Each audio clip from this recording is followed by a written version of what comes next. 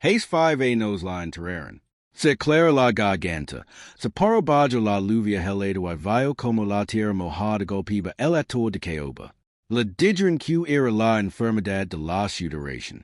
Mentiron. Ahora el duque de Cutton está du en su propio salón mirando las manos ampeladas de la servienta fregando su hoga. La criada que acaba de levantar la vista. La criada con exactamente los mismos ojos grises que han perseguido sus pesadillas durante media década. Ella no es un fantasma. Ella es su prometida muerta.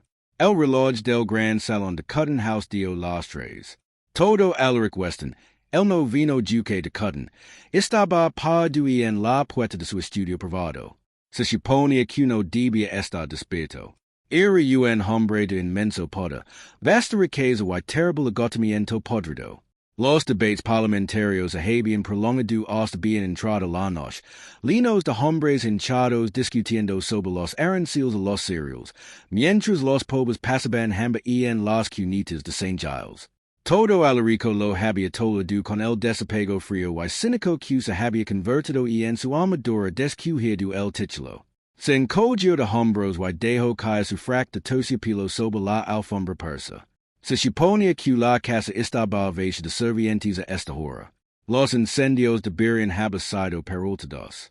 Pero cuando entré en el oscuro y cavernoso espacio de la biblioteca, el penetrante aroma ácido del jabón le atravesó los olores familiares de las encuadernaciones de cuero y el whisky escocés viejo. Alguien estaba junto a la chimenea. Alaric se detuvo. Una figura solitaria se arrodilló sobre la piedra de hoga, tragada por las sombras. Era una criada. Vestía la lana monotona, gruesa y gris del peldano más bajo de su personal doméstico, un trapo de cocina. Ella estaba fregando los ladrillos manchados de hollín con un cepillo de alamba, sus movimientos rítmicos, ásperos y completamente desprovistos de gracia. Los incendios están apagados, dijo Alaric. Su voz era una raspa baja, seca por los cigarros y el silencio. Déjalo para la mañana. La criada se estremeció, el cepillo de alamba golpeó contra la piedra. Ella no se dio la vuelta. Y en cambio, se dobló más pequeña, metiendo la barbilla contra el pecho y los hombros hasta las orillas. Era la postura de un perro agitado. Disculpas, Su Alteza, susurró ella. Su voz estaba amitiguada, espesa de polvo frío y terra. El ama de leaves. S.I.A. Higgins dijo que el hoga debía estar impecable antes de la manasa. Hoy fue lento. Alaric frunció el seno. Versió una gran cantidad de líquido imba en un vaso de cristal. No lo importaba la S.I.A. Higgins en la limpieza de los ladrillos. Solo quería bebía hasta que el fantasma de su padre dejara de deambular por los pasillos de cemento. Vida la cama, ordenó Alaric, sacándose las brasas moribundas para sentir el calor residual. La criada se puso de pie apresuradamente, manteniendo la cabeza inclinada, agarrándose el trapo sucio contra el pecho.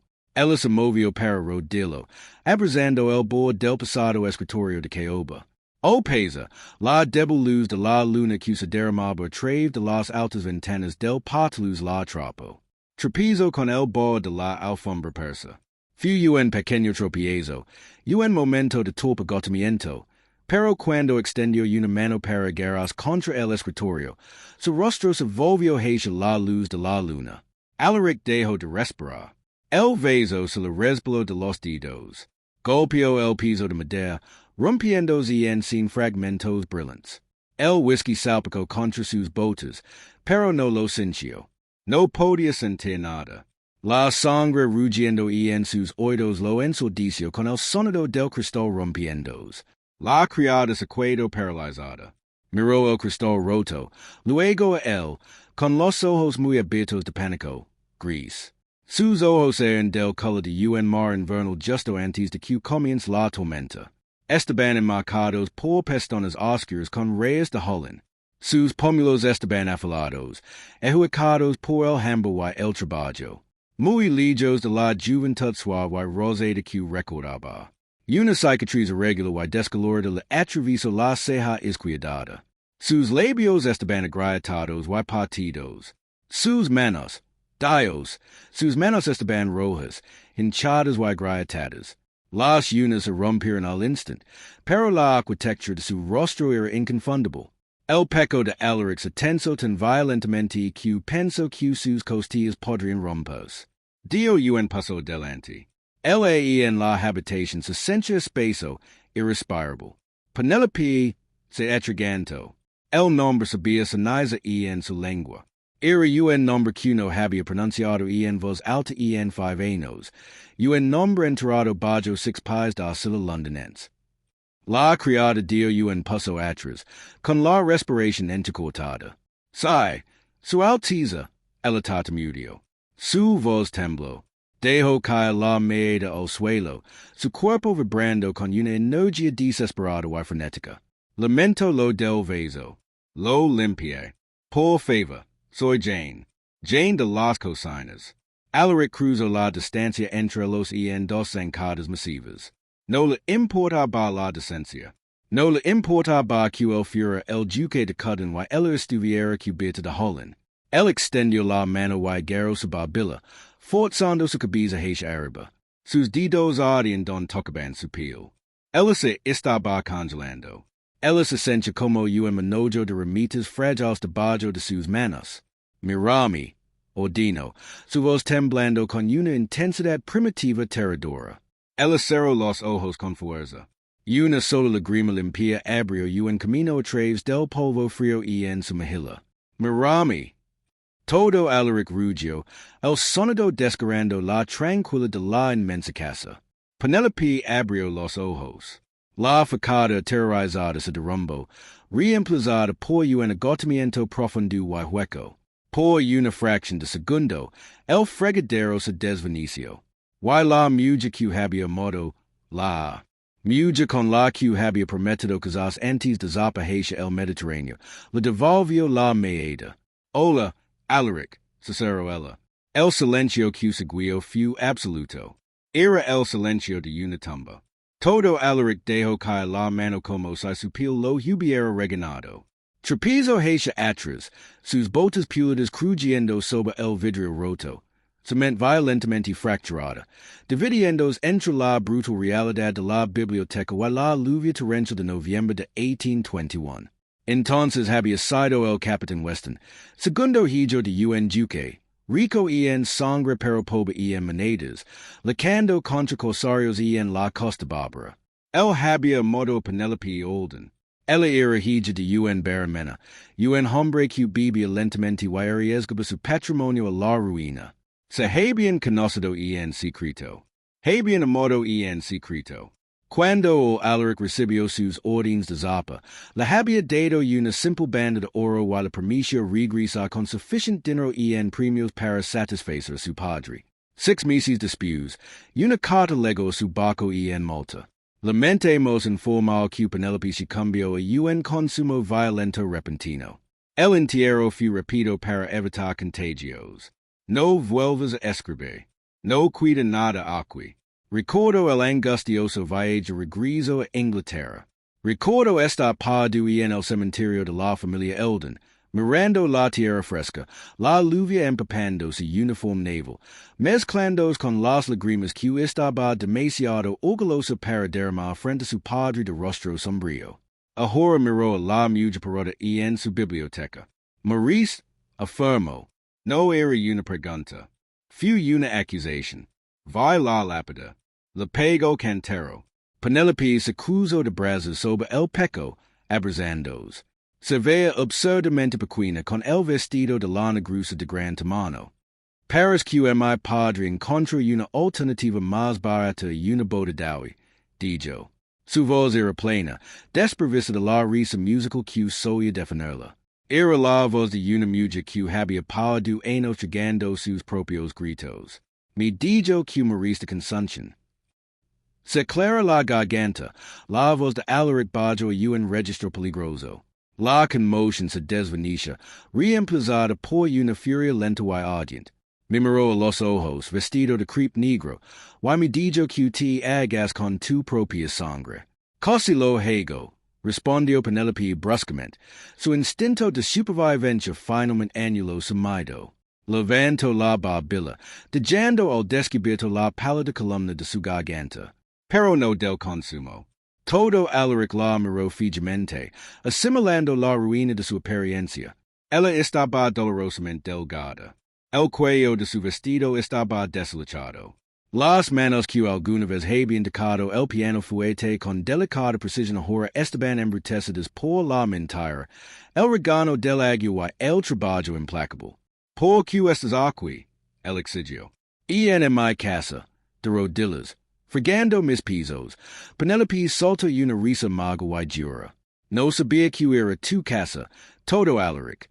Cuando asumí el cargo hace 2 años, esta casa pertenece a tu padre.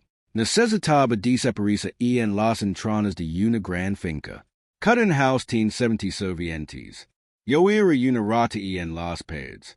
Nunca pensé que el segundo hijo del duque, un capitán naval, heredaría. Todo Alaric se estremeció. La muerte de su padre y su hermano me en un accidente de carruaje hace 3 años lo arrastró abruptamente del mar, y lo encadenó al duque. Se había mudado a cutting house hace solo 6 meses. ¿Finges tu muerte para esconder en mis cocinas? Preguntó incrédulo. No fingí nada. Penelope espito, dando un paso adelante. El fuego en sus ojos grises se encendió brevemente, recordando la chica que soy escabulos de los salones de baile para encontrarse con él en los jardines. Mi padre lo fingió. Él lo fingió por la debía 5,000 pound al Count Carlisle. Caril no quería una novia dispuesta. Él quería una posición. Quería romper un caballo.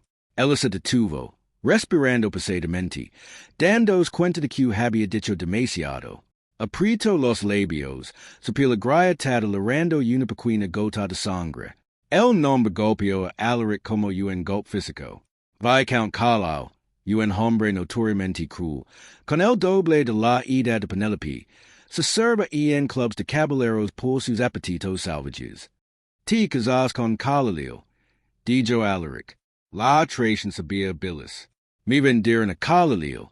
Corrigió, su voz bajó a un susurro áspero. El funeral fue para la sociedad. Para ti.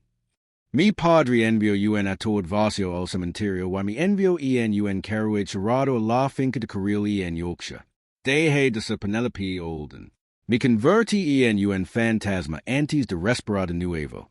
Todo Alarico sintió inclinarse el mundo, la opulenta biblioteca, las sillas de cuero, los óleos de sus antepasados. Todo se sintió increíblemente barato. Un escenario frágil, que esconde un mundo de crueldad grotesca. ¿Cuánto tiempo? Preguntó, con la voz entrecortada. No le importaba que sonara débil, 3 años, dijo Penelope, negándose a mirarlo ahora. Ella miró fijamente las manchas de Holland en su falda endejosa. 3 años en Yorkshire. Aprendí a caular. Aprendí a ocultar los mortons con pólvora. Pero luego, se clara la garganta, decidió que quería y no era un hombre amable. Las manos de Alaric se curvaron en puños a los costados. El cuero de sus guantes crujió. Una fría claridad asesina se apoderó de él. Count Carlisle se encontraba actualmente en Londres. Todo Alaric lo había visto en el club de White hace apenas 2 días, bebiendo porto y riendo. Entonces Carist, dijo Alaric. Esperase que se embarcó en una estupa, dijo Penelope, su tono completamente desapegado. Le robe 3 chelines de su abrigo. Camin hasta la posada. Viaje en el techo del autocar masculino bajo la lluvia helada de Londres. Y cambia mi nombre Jane. Ella, se aclara la garganta, finalmente levantó la vista, encontrándose con su maida. No había ninguna petición de simpatia en sus ojos. Solo había un orgullo salvaje y endurecedor. No tenía referencias. No tenía familia. Una mujer que viaja sola es una presa o una presa. Ella ya no es ninguna. De las dos cosas. Ella ya es ser invisible. Friga olas y limpia foguans pega unos penitos a la semana, y fris una cama en el ático. ACI QSI. Su Alteza, limpio sus pisos porque es mucho más preferable a la vida que mi padre eligió para mí. Alaric se acercó a ella. Él no sabía lo que pretendía hacer. Queria tamala en sus brazos, pero sincio ella lo desrosario golperia si lo intentaba. Se detuvo en pie de distancia, mirando hacia bajo a sus manos maltratadas. Por que no vienes a mí? El pregunto. La pregunta era una joida. Incluso cuando estaba en el mar, podrías haberme visitado. Cuando regres, cuando me convertí en duque, vivís bajo en mi techo durante 2 años. Penelope, ¿sabías que estaba aquapoco y no soy Penelope?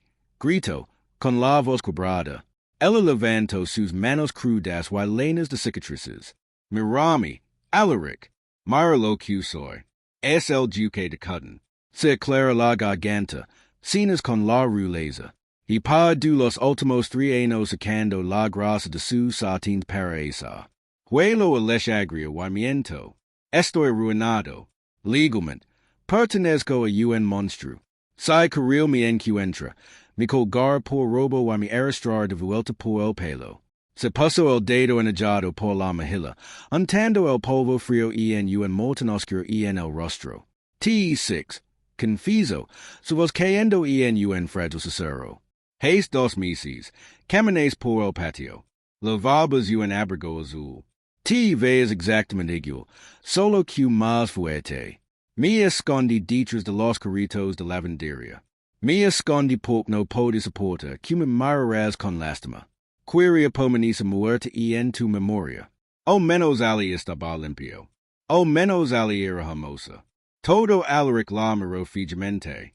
La agonía en su confusión despojó al último de su restricción aristocrática. Él no vio la suciedad. No vio la lana gruesa en las uñas rotas. Vio a la mujer que había soportado un infierno inimaginable simplemente para sobrevivir. Lentamente se arrodilló, ignorando los afilados fragmentos de cristal que le mordían los pantalones. Era un duque, uno de los hombres más poderosos de Inglaterra. Arrodillado en la ceniza y derramando whisky a los pies de una sirvienta, extendió la mano y gentilmente, angustiosamente, lentamente tomó sus manos maltratadas entre las suyas. Penelope se estremeció, tratando de alejarse, pero él se mantuvo firme. Sus pulgares rozaron ligeramente sus nudillos hinchados. No estás arruinada, dijo Alaric, mirando a sus ojos aterrorizados y exhaustos. Su voz no era áspera. Fue un juramento pronunciado con la absoluta certeza de un hombre que finalmente había encontrado su verdadero norte. No es invisible y no volverás a las cocinas. Alaric no soltó su mano. Se puso de pie, con las rodillas cubiertas de ceniza gris, los pantalones arruinados por el afilado mordisco del cristal roto, y las subió con él. Penelope se resistió, su peso retrocedió, sus botas gastadas y gastadas rozando las tablas del piso pulidas. El pánico, crudo y sin adultera, se apoderó de sus rasgos. Ella miró frenéticamente de su rostro al cepillo de alambre que descansaba cerca de la rejilla. Tengo que termina, susurró, con la voz rápida, sin aliento. La S.A. Higgins revisa los ladrillos. Sai he Holland, ella me descuenta el salario. Un centavo, una mancha. No puedo permitir perder el panique. Alaric, por favor. El trauma era algo vivo y respirable en la habitación entre los. Ella no estaba viendo al duque de Cutton. Ella estaba viendo la precaria arquitectura de su supervivencia amenazando con colapso. Alaric miró el hogar. Miró el pasado bol de hierro con agua sucia y jabanosa que había sobre la alfombra persa. Sin decir una palabra, dio un paso adelante y pateó el bol. El pasado hierro se estrelló contra la rilla de piedra. Un torrent de sucias aguas grises banó los ladrillos, erguendo las brasas naranjas restantes con un violento silbido de vapor. Una nube de ceniza humida floreció en el aire, depositando sobre el manto inmaculado. El hogar está seco, dijo Alaric, con una voz terriblemente tranquila. Penelope miró fijamente el desorden, con la boca ligeramente abierta y el aliento temblando en el pecho. Por un momento, pensó que ella podría arrodillarse e intenta volver meter el agua en el bol con sus propias manos. En cambio, envolvió sus dedos alrededor de su muñeca, no lo suficientemente apretada como para magullarla, pero lo suficientemente firme como para anclar la realidad. La dejo solo de la biblioteca. Cut in house a las 4 o'clock de la madrugada, era una caverna de sombras y silencio. Los lagos pasillos abovedados ascension como el viento de un leviatán dormido. Penelope camino a su lado con una pasada cojera que no había nota duantes, con la meada fija por completo en el suelo. Lo aterrorizaba el sonido que hecha su gruesa falda de lana contra el papel tapis de seda. Era una criatura acostumbrada al mundo subterráneo de la cocina. De repente, arrastrados a la estratosfera dorada de los maestros, llegaron a la gran escalera, una amplia curva de mármol blanco guajiro podrido. A mitad de camino, una figura emergió de la penumbra del relano. Era Bramwell, el mayordomo. Llevaba una bata de lana pasada sobre su discoteca. Sostenía firmemente un candelabro de plata en su mano derecha. La llama amarilla iluminó los profundos cercos de su desgastado rostro. Bramwell había servido a la familia Cutting durante 40 años. Había visto morir al padre de Alaric. Había visto a Alaric regresar del mar. Una cascara magahueca. Bramwell se detuvo. Sus ojos se desviaron de los pantalones manchados de ceniza del duque a la escalera cubierta de Holland temblorosa hecha una estaba atrapada en las garras de su humo. Durante 3 insoportables segundos, el único sonido fue el tic-tac del reloj de pie en el vestíbulo del bajo. Su Alteza dijo Bramwell, su voz completamente desprovista de inflexión. El no papadeo. Despierta las Higgins, ordenó Alaric. El tono de su voz no dejaba lugar a dudas en inmoralidad. Era la voz de un capitán naval ladrando órdenes a través del humo de una andanada. Dial QS. Se banara en la suite Zafiro, con agua hirviendo. Quiero que cada paso de jabamilli en esta casa si lavado esa habitación. Si alguien hay preguntas, las descartas sin carácter. ¿Entendes? Bramwell inclinó la cabeza una fracción de pulgada. Implícitamente, su Alteza. ¿Puedo hacer arreglos para que me atienda un médico? No, dijo Alaric bruscamente. Un médico pediría un nombre. Un médico notaria las marcas descoloradas y brutos del anillo de carril en su mandíbula. Solo el agua y trae una bandeja de comida. Con pan y té caliente. De jalo afuera de la puerta. Muy bien, Alteza. Bramwell se volvió y bajó las escaleras, disolviéndose de nuevo en las sombras. Todos Alaric empujaron a Penelope por los escalones restantes. Pasaron por alto sus propias cámaras y avanzaron por el pasillo oriental, abriendo las pesadas puertas dobles de la suite Zafiro. Era una habitación reservada para la ruleza visitante. Las paredes estaban cubiertas de seda azul. Una enorme cama con dosel dominaba el espacio, cargada de tapices de terciopelo. Penelope se paró en el centro de la habitación. Ella estaba goteando una mezcla lenta y constante de polvo frío y agua sucia sobre la invaluable alfombra obisón. Miró la cama, luego sus sucias manos y se encogió en sí misma. Estoy ruinando la alfombra, susurró, con la voz entrecortada. Camare la casa si te hacen mudo, respondió Alaric. La puerta se abrió detrás de los. 3 criadas aparecieron a cargar pesadas jarras de cobre con agua humante. Eran chicas jóvenes de los pisos superiores. Cuando vieron a Penelope, Jane, la mujer muda y terriblemente sombría que fregaba las alas de pie en el centro de la suite de invitados del duque, sus ojos se abrieron de pa en pa. Una de ellas casi deja caer su jera. Alaric se interpuso entre Penelope y las doncellas, protegiéndola de su meada. Lina la tina y sal, ordenó. Trabajaron en silencio aterrorizado, vertiendo el agua hirviendo en el profundo lavabo de porcelana del baño contiguo, amontonando grusas todas blancas en el instante de Leighton y huyendo de la habitación como si el diablo les pisara los talones. Cuando la puerta se cerró de golpe, todo Alaric se volvió hacia Penelope. Ahora temblaba violentamente. La adrenalina se desvaneció, dejando solo el frío profundo de su agotamiento. La veit, dijo en voz baja. Señaló la habitación contigua donde el vapor y empanaba los espejos. Cierra la puerta desde dentro. Está en la sala de estar. Nadie entrara. Ella lo miró. Sus ojos grises buscando en su rostro una trampa. Ella había vivido en un mundo don los favores de los hombres siempre tienen un precio horrible. Vio el cálculo en su mente, la aritmética desesperada y cínica de una sobreviviente. Alaric le dio la espalda y entró en la sala de estar, cerrando la puerta contigua detrás de él.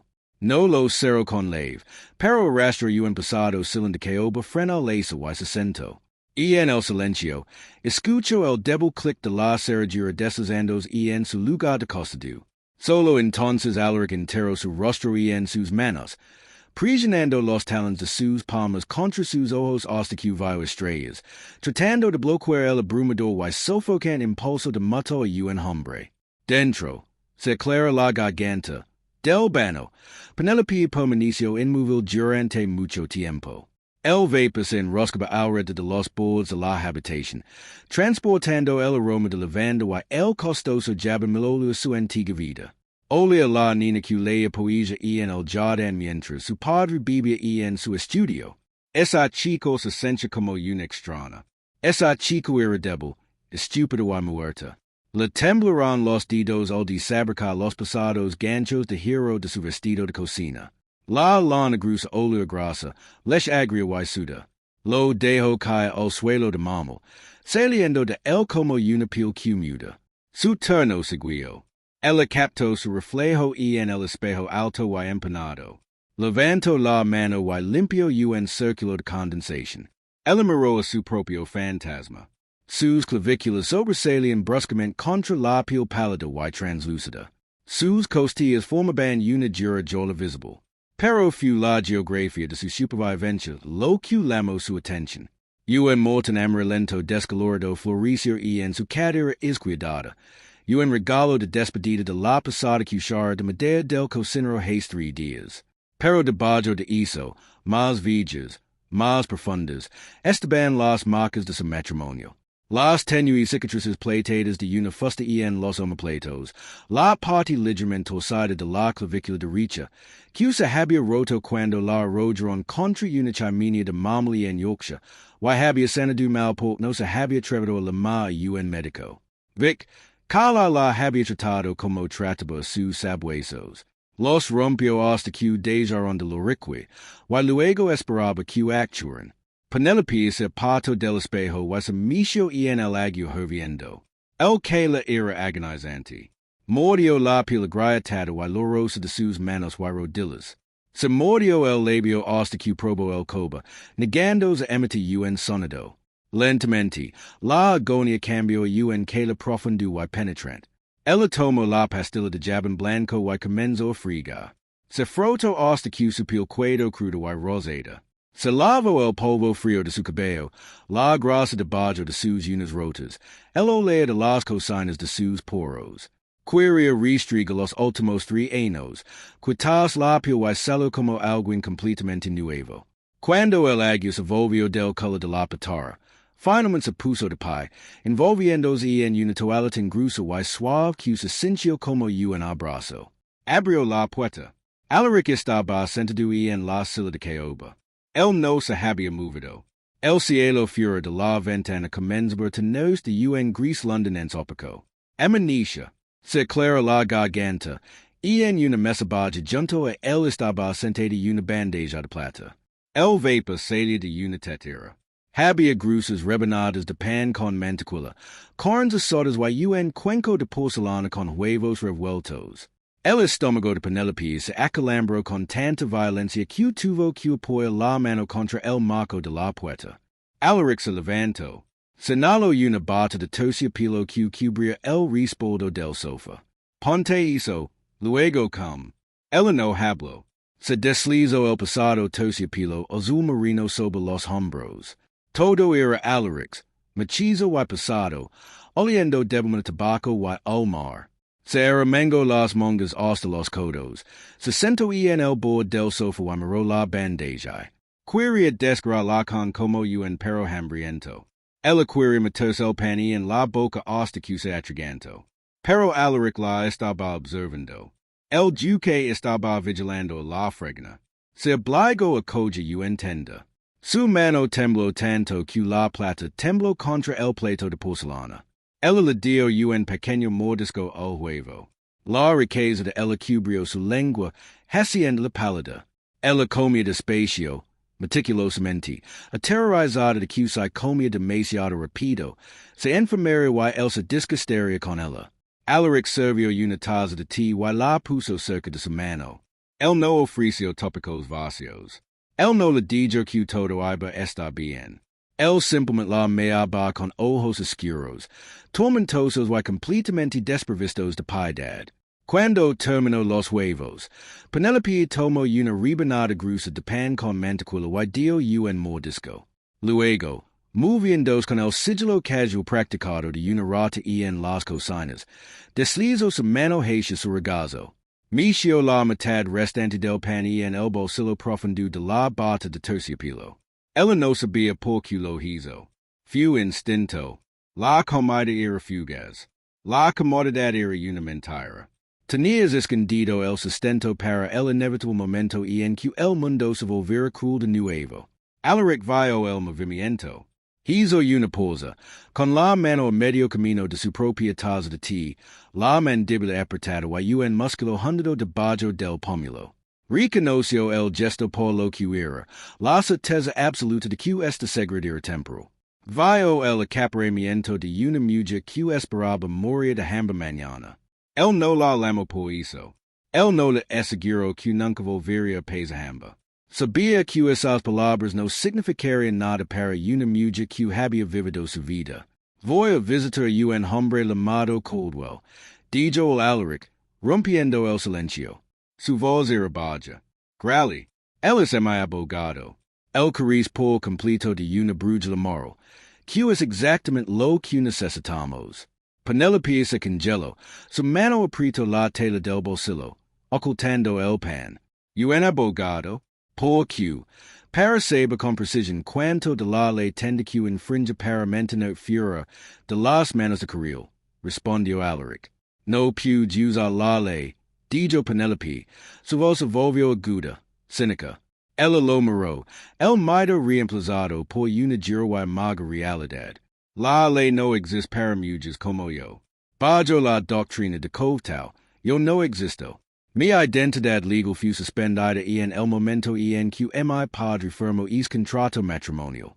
Soy propiedad del Viscount Carlisle, Alaric. Si intentas afirmar que estoy vivo, los tribunales simplemente me devolverán a él y él te demandar por una conversación criminal solo para arrastrar tu nombre por el barro.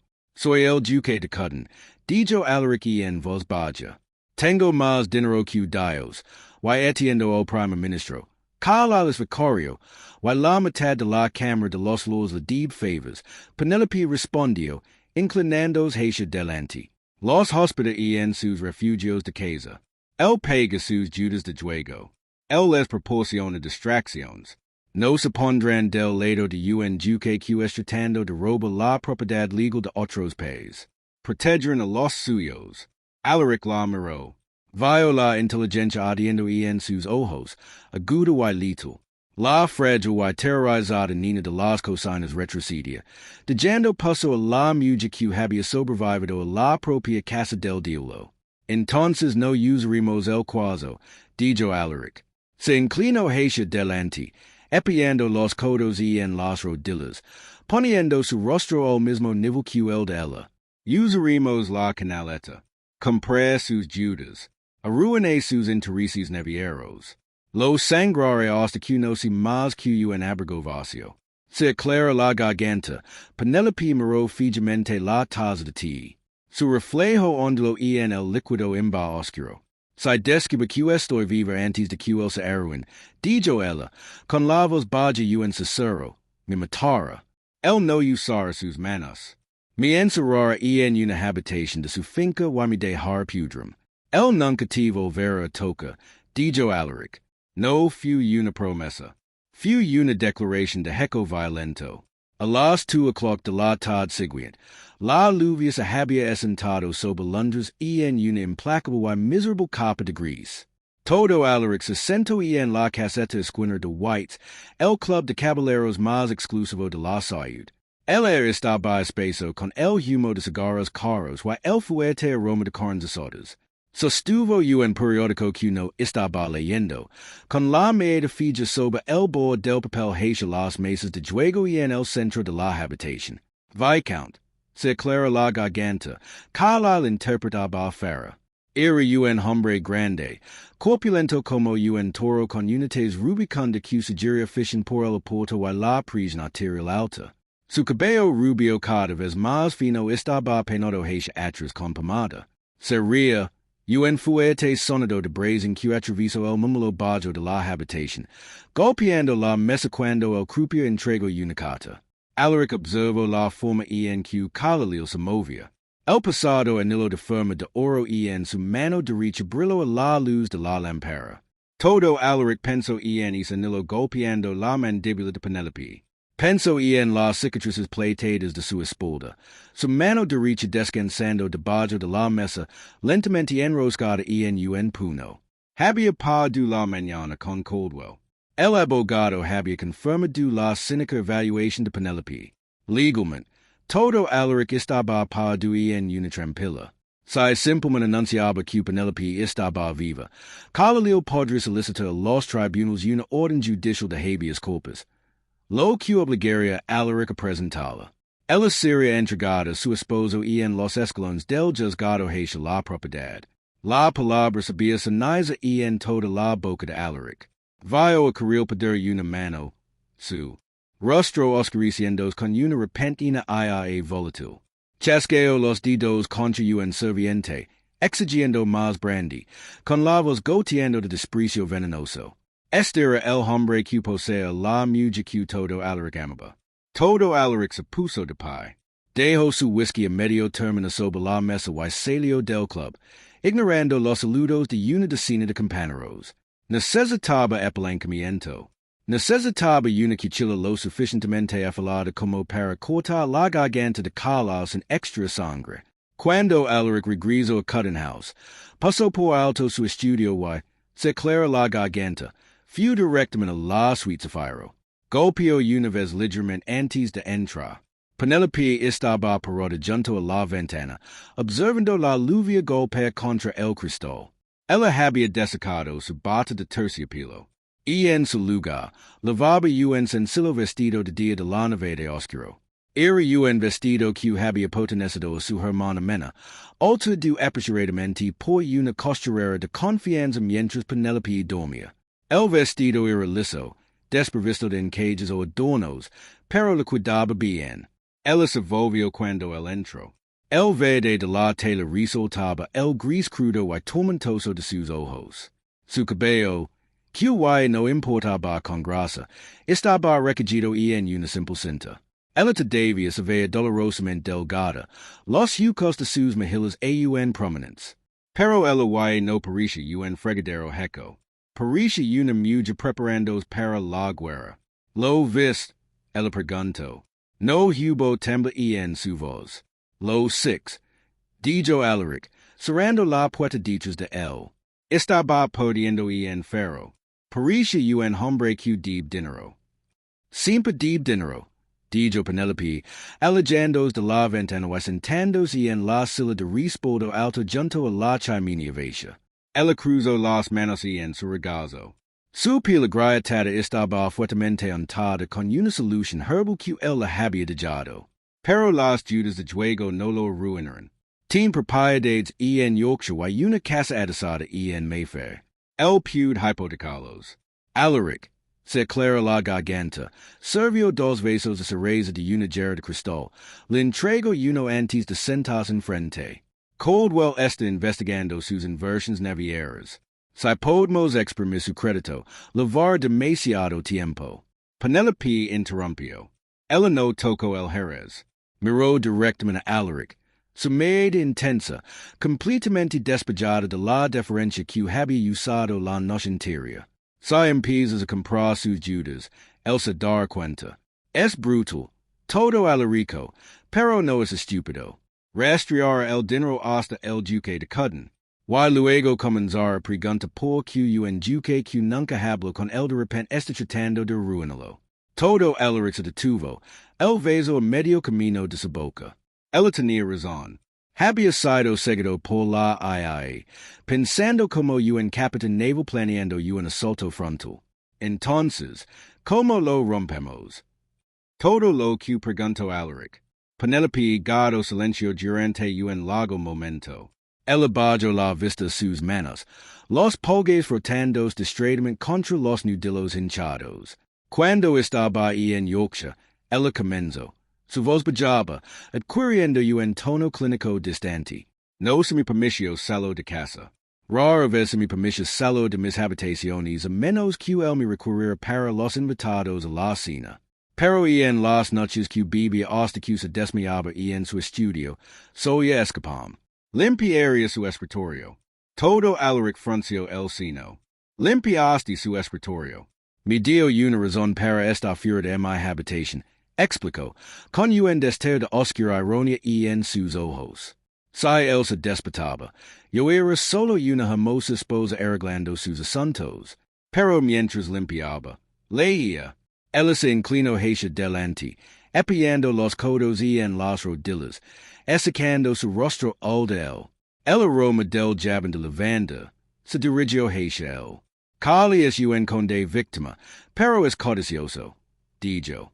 Obtuvo un contrato hace 3 años para suministrar madera a los astilleros de la Royal Navy en Portsmouth. Es un contrato masivo por vela de miles de libras al año, todo Alaric asintió. Lo sé. Robo de sus fincas de Yorkshire. No es robo, dijo Penelope en voz baja. Alaric se congeló. Es almo guapino barato.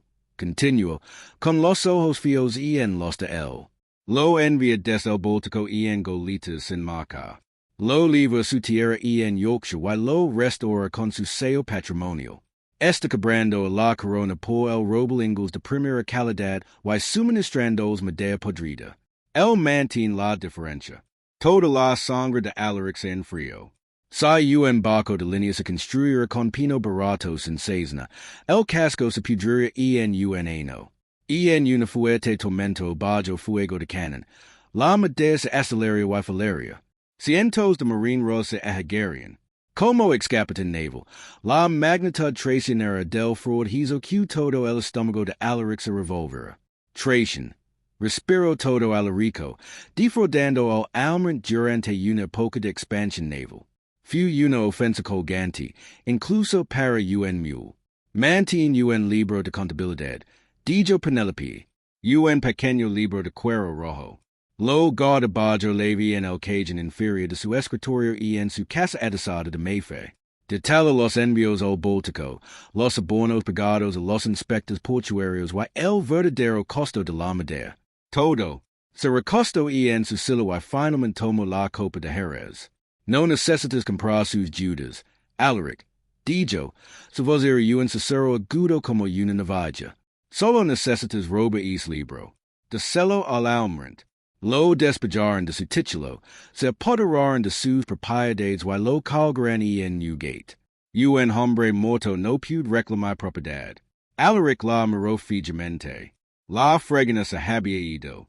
La víctima lorosa en la ceniza se había ido.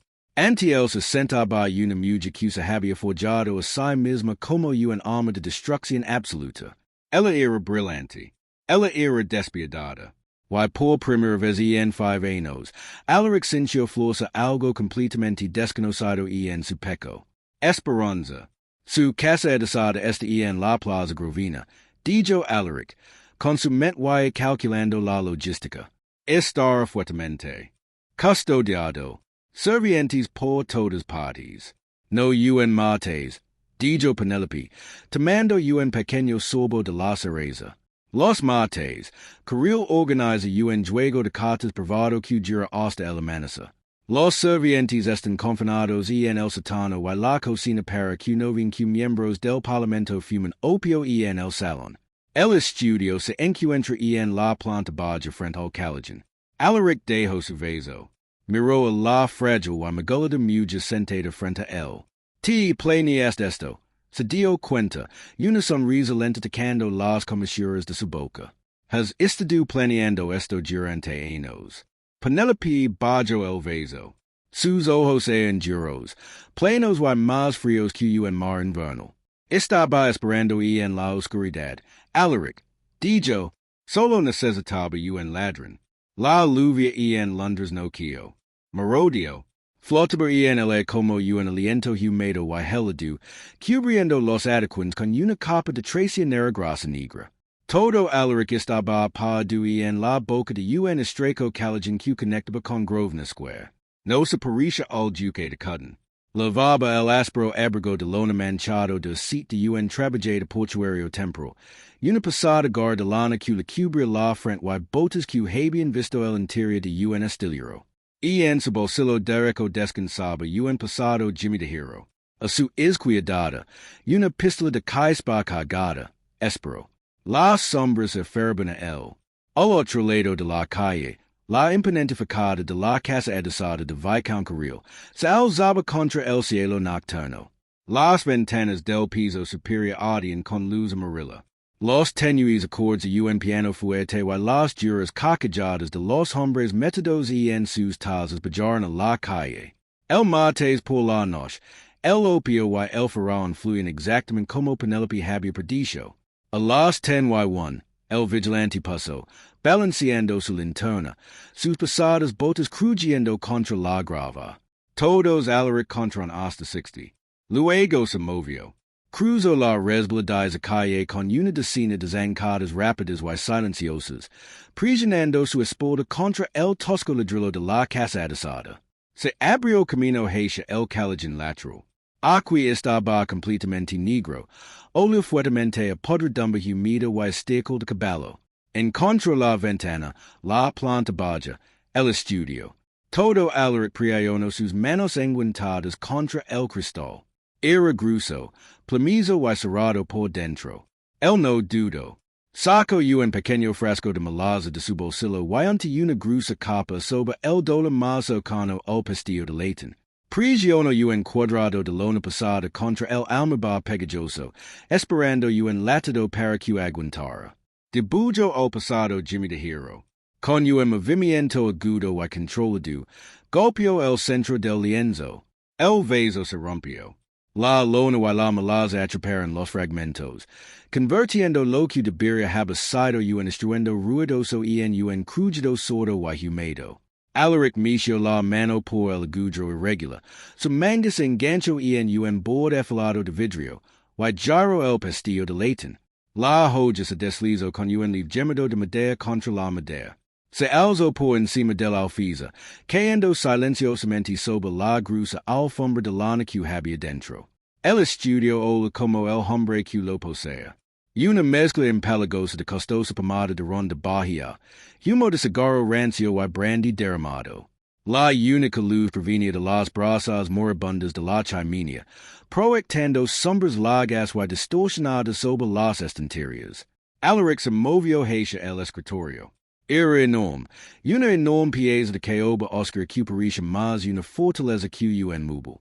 Se arrodilló, en el cajón de abajo. Agarró el mango de Leighton y tiró, cerrado sólidamente.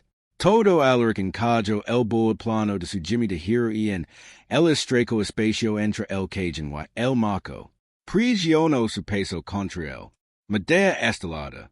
El Hero un poco más profundo. Aplicó más palanca, su aliento silbando entre los dientes con un crujido agudo que sonó como un disparo de pistola en la habitación silenciosa. La cerradura cedió. Alaric se congeló. Miró fijamente al techo, escuchando atentamente las tablas del piso de arriba. La risa continuó. Sin pasos repentinos, sin alarma, abrió el cajón.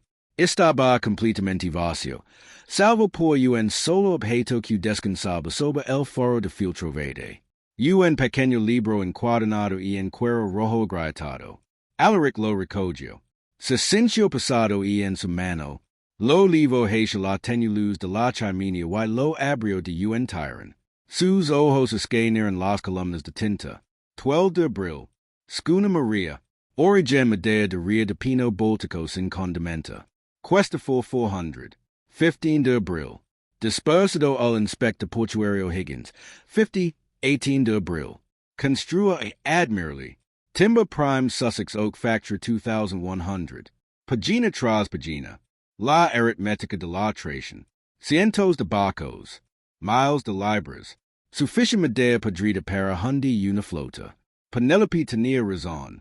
Ira una soga atada en cuero rojo. Alaric Micio el libro en el bolsillo interior de su abrigo. Se volvió hacia la ventana. La pasada manilla de Leighton de la puerta del estudio hizo clic. Todo alariquillo al suelo, redando sin problemas dichos de las pasadas cortinas de terciopelo que flanqueaban la ventana justo cuando se abría la puerta. Una cuna de luz brillante del pasillo se derramó en la habitación, atravesando la alfombra. Te lo digo, el primer ministro es un idiota, murmuró una voz arrastrada y pasada. Vic, conde Carril, todo alaric presionó su espalda contra la pared. La corriente fría de la ventana rota le mordió el cuello. Mició la mano derecha en el bolsillo, con el pulgar apoyado en el martillo de la cerradura de pedernal. No deberías hablar tan alto, Calaleo. Un segundo, respondió una voz más delgada. En mi propia casa, habla como malditamente bien, por favor. Las pesadas botas de Carril golpearon contra las tablas del suelo. Camino directamente hacia el escritorio. Todo alaric dejó de respirar. Se cala mea ba hacia bajo. Se vio la madera estelada del cage inferior. ¿Dónde está el maldito humidor? Carril gruñó una sombra cruzando la luz mientras inclinaba sobre el escritorio. Tuve una caja de cubanos importados la semana pasada. El serviente roba todo. Alemanes sangrientas. El sonido de una tapa de madera abriendo de golpe. El cicero de las hojas secas. Aquí, calal dijo. Toma una. Volvamos erba antes de que tonto pierda el resto de su patrimonio en el banco. Un buen cigarro, murmuró el segundo hombre. Debo decir que tu suerte en las mesas esta noche es abismal. Mi suerte está bien, espito Carril. Mi bolso es lo suficientemente profundo como para soportar algunas malas manos. Andale. Las botas pasadas se retiraron. La puerta se cerró de golpe. La habitación volvió a sumarse en la oscuridad. Todo alaric dejó escapar una respiración lenta y controlada. No esperó verse regresarían. Trepó por la ventana, desapareció en el callejón y dejó que la lluvia helada lavara el aroma del ron del laurel de su ropa. El primer lord del almirante era un hombre al que no le gustaba que lo despertaran a las 5 de la mañana. Le gustaba a menos cuando el hombre que lo despertaba era un duque. Se clara la garganta, exigiendo una audiencia privada en su salón. Lord Melville estaba sentado en un sillón de terciopelo, agarrando una taza de té negro, una bata de lana gruesa envuelta alrededor de su cuerpo envejecido. Miró a Alaric con una mezcla de irritación y respeto a regañadientes. Esto es muy irregular, Cutton, refunfuñó Melville, frotando los ojos inyectados en sangre. Se que serves con distinción, pero irrumpiendo en mi residencia antes de la manasa, todo Alaric no habló. Se metió la mano en el abrigo, sacó el libro de contabilidad de cuero rojo y lo dejó caer sobre la mesa baja de caoba entre los. Abrelo, dijo Alaric. Melville frunció el seno. Dejó su té, recogió sus anteojos para leer de la mesa de auxilio y abrió el libro. Durante 3 minutos, el único sonido en la habitación fue el tic-tac del reloj y el susurro agudo de papel grueso. Cuando Melville pasó las páginas, la molestia en el rostro del primer señor se disolvió lentamente. Fue reemplazado por la conmoción y luego por una furia fría y aterradora. Melville era un burócrata, pero amaba a la marina. Él sabía lo que significaban estos números. Vio los cascos podridos, los mastiles rotos, los marineros ahigados. Esta es la mano del Viscount Carlisle. Melville susurró, levantando la vista. Su rostro se había puesto completamente pálido. Este es un registro de sus contratos madereros. Está comprando pino báltico sin condimenta, pagando a los inspectores portuarios y estampándolo como robalingos. Dijo Alaric.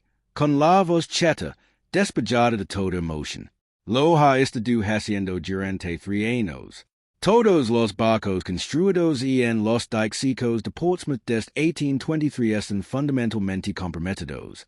Melville cerró el libro. Prisionó su mano contra el cuero rojo como si tratara de mantener la traición contenida dentro de sus páginas. ¿Cómo legas esto? Preguntó Melville. Me llamaron la atención. Por una fuente que decía permanece muerta para el mundo, respondió Alaric. Sus ojos entrelazan con los del anciano, el método de su adquisición es irrelevante. La tinta es real. Los envíos pueden ser verificados por sus propios clocks dentro de una hora.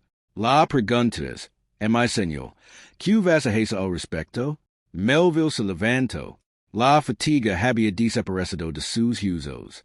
Defraudando a la corona en contratos militares durante un periodo de expansión naval, declaró Melville, sonando su voz con absoluta autoridad. Es alta traición. La pena es la muerte. Su título sea despejado. Sus tierras serán confiscadas a la corona. Entonces te sugiro que envíes al magistrado y los guardias a la plaza grona de inmediato, dijo Alaric, abotonando el abrigo. Organiza un juego de cartas los martes. Es probable que es dormido en Sicilia. Al mediodía, el arresto era lo único de lo que cualquiera en Londres podía hablar. No fue un asunto tranquilo. Melville no había enviado la guardia local. Había enviado un destacamento de infantes de marina reales. Peter en las puertas delanteras de la casa edesada, de Mayfair plena luz del día. Carlyle fue arrestado en las mangas de su camisa, gritando obscenidades, sus muñas encadenadas con hierro pesado. Los aristócratas que habían estado fumando su opio y bebiendo su brandy se dispersaron como rotas huyendo de un barco que se hundía, aterrorizados de verse implicados en la traición. Alaric se paró en la esquina de la plaza, observando des la sombra del todo de un habitación. Vio a los marines empujar Ovic counter la parte trasera de un carruage con rejas. Observó como se serba de golpe la pasada puerta de hierro. Observó como el carruage traquitiba sobre los adequins, dirigiéndose hacia el este hacia los sombríos muros de piedra de la prisión de Newgate. Está bajo la trampa se había cerrado de golpe. Carlyle era un hombre muerto caminando. Él nunca vería una sala de audiencias. Sería juzgado por un tribunal militar y sería ahorcado. La doctrina de la codicia, la cadena legal que une a Penelope con su abusador, se disolvió en el momento en que la corona confiscó los activos de Carlyle. Un trader no tenía propiedades. Un trader no tenía esposa. Todo Alaric se volvió y se alejó. La lluvia finalmente había cesado. Pasaron 4 semanas. Cuttinghouse adaptó lentamente a un nuevo ritmo. Los aceros entre el personal habían sido inicialmente feroces. La repentina elevación de la muda y aterradora vigila hecha a la suite privada de invitados del duque fue cosa de pavorosos centavos. Pero Bramwell gobernaba la casa con mano de hierro, y la S.I.A. Higgins, aterrorizada por la I.R.A. del duque, se aseguraba de que cualquier serviento lacayo que fuera sorprendido chismeando fuera despedido de inmediato. Penelope no abandonó la suite Zafiro durante las 2 primeras semanas. La eliminación repentina del miedo no es lo mismo que la llegada de la paz. Cuando es par de años esperando el próximo golpe, la ausencia de violencia se siente como un truco. Durmió en el suelo durante las primeras 3 noches, incapaz de tolerar la suavidad del colchón. Acumuló comida en los bolsillos de sus batas. Soltó cuando crujó en las tablas del suelo. Alaric no la empujó. Él no le pidió que cenara con él. Él se aclara la garganta, no exigió gratitud. Él simplemente existía en su orbita, un ancla inamovable. Dejó libros afuera de su puerta. Se aseguró de que sus fuegos estuvieran siempre encendidos. Hizo que Caldwell, el abogado, redactó los documentos que confirmaban la disolución total de su matrimonio bajo las coronas de traición a Carlyle. Deslizó el pergamino celular debajo de la puerta de Ellis sin decir una palabra. Lentamente, el hilo comenzó a descongelarse. El Calavolvio a sus Mahillas. Los Hucos de Bajo de sus Ojos a desvaneceran. Sus manos. Se clara la garganta, tratadas a diario con fuertes solutions, pediran su enrojecimiento crudo y enojado. Las heridas físicas sanaran, dejando solo las cicatrices plateadas que permanecerían con ella para siempre. Y en la tercera semana, ella pidió un piano. Todos los Alaric tenían un Broadwood Grand trasladado a la sala de Está de la Suite Sapphire. Durante 3 días permaneció intacto. Luego, un martes por la tarde, o Alaric estaba sentado en su estudio revisando las cuentas patrimoniales cuando lo escuchó. Las tenues notas vacilantes de una sonata de Mozart flotando por la enorme casa. La interpretación fue torpe. Sus dedos estaban rígidos por falta práctica. Occasionalmente le faltaba una leve. Pero era música. Era un sonido que pertenecía a Penelope Olden, no al fantasma llamado Jane. Alaric cerró su libro de contabilidad. Se recostó en su silla y escuchó la melodía vacilante hasta que se puso el sol. Y en una tarde fresca y despejada a fines de noviembre, o Alaric entró a la biblioteca y encontró a Penelope esperándolo. Ella estaba parada junto al hogar, el mismo hogar que había estado frotando sobre sus rodillas hace un mes. Lavaba un vestido de seda azul intenso que todo Alaric le había encargado a un modista de Bond Street. Su cabello oscuro estaba recogido completamente libre de polvo de carbón. Se veía hermosa, pero más que eso, se veía sólida, real. El fuego perfectamente hoy, dijo Penelope, con la voz firme. Ella no se dio la vuelta de inmediato, viendo como las llamas naranjas lamian los ladrillos limpios. Hais que bramó sacara el desalinador, dijo Alaric, entrando a la habitación. Él estaba cortando esquinas. Penelope se volvió hacia él. El gris de sus ojos y no era tormentoso. Era el color tranquilo y claro de un cielo invernal. Carla fue ahorcada por la mañana, dijo. Fue una declaración de ecos. No hubo triunfo en su voz, pero tampoco lástima. Lo sé, respondió Alaric. Él había asistido a la ejecución. Se había parado entre la multitud frente a Newgate y había visto caer la trampilla, asegurándose absolutamente que el monstruo estuviera muerto. Caldwell ha finalizado el papeleo. El matrimonio se anula en el registro. Legalmente es viuda, pero prácticamente nunca existe en su casa. Penelope asintió lentamente. Ella se alejó del hogar, moviéndose hacia el centro de la habitación. Ella se detuvo a unos metros de todo Alaric, mirándolo.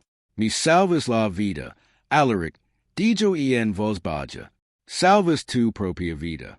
Todo Alaric la corrigió, con voz grave. Sobrevives a Yorkshire. Sobrevives a esta casa. Encontrás el libro mea. Acabo de abrir la cerradura.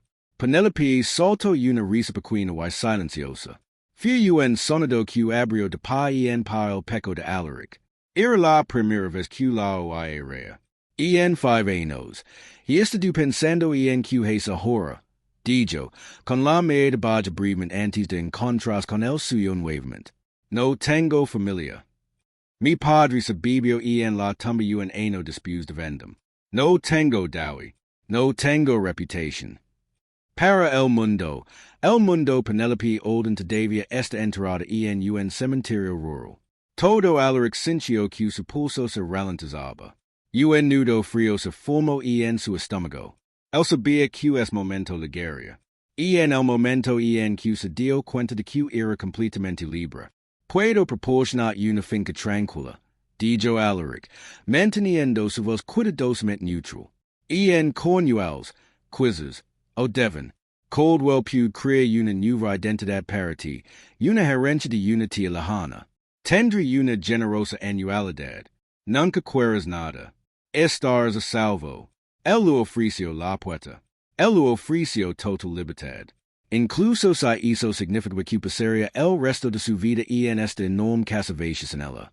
Penelope lo miró durante un largo momento de silencio.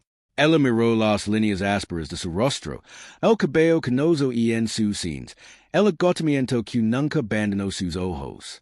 No en los jóvenes y tantos amantes que habían sido hace 5 años. Ambos habían sido destrozados por el mundo. Ambos habían aprendido el precio exacto de la supervivencia. El dio un paso delante. No quiero a cornuals, todo Alaric. Dijo, su was cayendo un cicero feroz. Ella cerró la distancia entre los. Ella extendió la mano, sus dedos flotando por un segundo antes de descansar ligeramente contra la solapa de su abrigo oscuro. Todo Alaric dejó de respirar. Su toque fue vacilante, probando las aguas de una cercanía que le había negado durante años. Pasé 3 años escondiéndome en la oscuridad, continuó Penelope, mirándolo a los ojos. Pasé 2 años fregando cenizas solo para sobrevivir. No quiero estar salvo en el campo. Quiero viva. Alaric se estiró y cubrió suavemente su mano con la suya. Sintió las tenues crestas de sus cicatrices contra su palma. En un testimonio de su resistencia. ¿Qué quies, Penelope? Se aclara la garganta. Preguntó, con la voz lina de una emoción que no había sentido en una década. Quiero el hombre que no se compadece del fregadero heco. Dijo, con los ojos grises ardiendo con una tranquila certeza absoluta. Quiero el hombre que derramó agua sobre las cenizas. Quiero que el hombre que rompió en una casa me robe la libertad. Ella se acercó, su pecho rozando el suyo. No soy la chica con la que prometes casar antes de ir a ver. Ella lo advirtió.